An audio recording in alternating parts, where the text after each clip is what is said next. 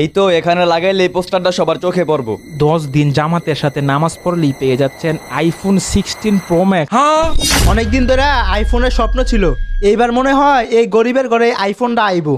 একটি বিশেষ ঘোষণা আপনাদের জন্য, এক আকর্ষণীয় অফার অফার অফার অফার 10 দিন জামাতের সাথে নামাজ পড়লেই পেয়ে যাচ্ছেন আইফোন 16 প্রো ম্যাক্স। এই সুযোগ একবার হারাইলে কিন্তু আর পাইবেন না।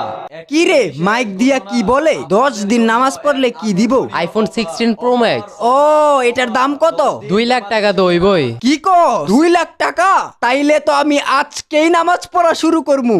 এই ইমাম সাহেব, আপনি মসজিদে উল্টাপাল্টা কি কাহিনী শুরু করছেন? সবাই এগুলো নিয়ে সমালোচনা করতেছে। সভাপতি সাহেব, আমি যখন এই মসজিদে নতুন আসলাম তখন দেখলাম নামাজ পড়ার সময় দুই একজন মুসল্লি ছাড়া আর কেউ আসে না। প্রায় সময় আমি একাই নামাজ পড়তে হয়েছে। তাই আমি মানুষকে মসজিদে এসে নামাজ পড়ার জন্য এই উদ্যোগটা নিয়েছি। ও ভালো উদ্যোগ। আমিও তো আপনার আইফোনের লোভে নামাজ পড়তে চলে আসলাম।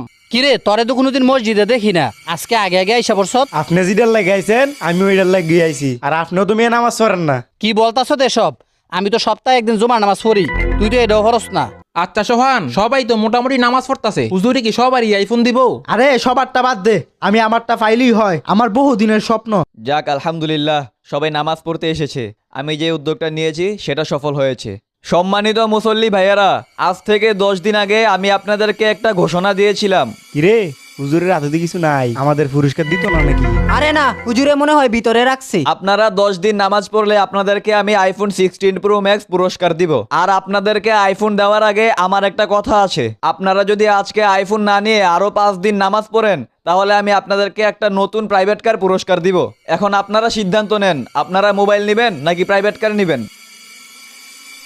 তাহলে তো সবাই মোটামুটি গাড়ি নিবেন। আর আপনারা যদি মৃত্যুর আগ পর্যন্ত নামাজ পড়েন তাহলে আপনাদেরকে এমন একটি বাড়ি দেওয়া হবে যেই বাড়ির একটি ইটের কণার দাম এই পৃথিবী 70 বার বিক্রি করলেও হবে না। সেটা কোন বাড়ি জানেন?